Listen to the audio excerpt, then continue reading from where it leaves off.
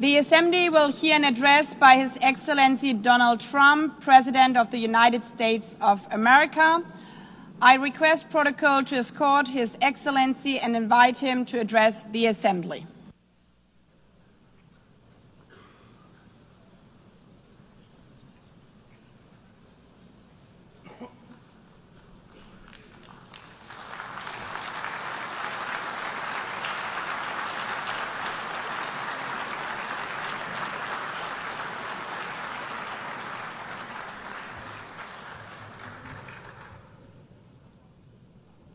Thank you very much.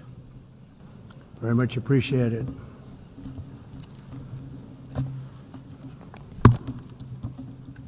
And I don't mind making this speech without a teleprompter, because the teleprompter is not working. I feel very happy to be up here with you nevertheless, and that way you speak more from the heart.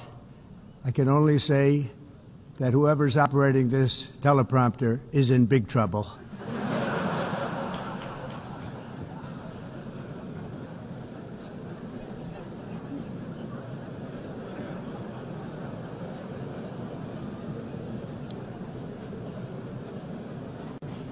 Hello, Madam First Lady.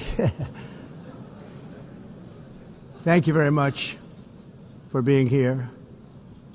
And Madam President, Mr. Secretary General, First Lady of the United States, distinguished delegates, ambassadors, and world leaders. 6 years have passed since I last stood in this grand hall and addressed a world that was prosperous and at peace in my first term. Since that day, the guns of war have shattered the peace I forged on 2 continents. An era of calm and stability gave way to one of the great crises of our time. And here in the United States, 4 years of weakness, lawlessness, and radicalism under the last administration delivered our nation into a repeated set of disasters. 1 year ago, our country was in deep trouble, but today, just 8 months into my administration, we are the hottest country anywhere in the world, and there is no other country even close.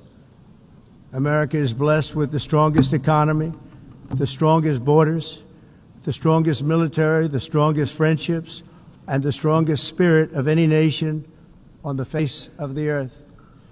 This is indeed the golden age of America. We are rapidly reversing the economic calamity we inherited from the previous administration, including ruinous price increases and record-setting inflation like we've never had before. Under my leadership, energy costs are down, gasoline prices are down, grocery prices are down, mortgage rates are down, and inflation has been defeated. The only thing that's up is the stock market, which just hit a record high. In fact, it hit a record high 48 times in the last short period of time. Growth is surging, manufacturing is booming. The stock market, as I said, is doing better than it's ever done. And all of you in this room benefit by that, almost everybody. And importantly, workers' wages are rising at the fastest pace in more than 60 years. And that's what it's all about, isn't it? In 4 years of President Biden, we had less than $1 trillion of new investment into the United States. In just 8 months since I took office, we have secured commitments and money already paid for $17 trillion.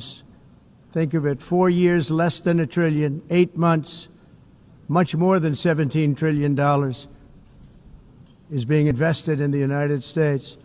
And it's now pouring in from all parts of the world. We've implemented the largest tax cuts in American history and the largest regulation cuts in American history, making this once and again the best country on earth to do business. And many of the people in this room are investing in America, and it's turned out to be an awfully good investment during this 8-month period. In my first term, I built the greatest economy in the history of the world. We had the best economy ever, history of the world. And I'm doing the same thing again, but this time it's actually much bigger and even better. The numbers far surpass my record-setting first term. On our southern border, we have successfully repelled a colossal invasion. And for the last 4 months, and that's 4 months in a row, the number of illegal aliens admitted and entering our country has been 0. Hard to believe, because if you look back just a year ago, it was millions and millions of people pouring in from all over the world, from prisons, from mental institutions, drug dealers. All over the world they came. They just poured into our country with the ridiculous open border policy of the Biden administration. Our message is very simple. If you come illegally into the United States, you're going to jail, or you're going back to where you came from, or perhaps even further than that. You know what that means. I want to thank the country of El Salvador for the successful and professional job they've done in receiving and jailing so many criminals that entered our country. And it was under the previous administration that the number became record-setting, and they're all being taken out. We have no choice.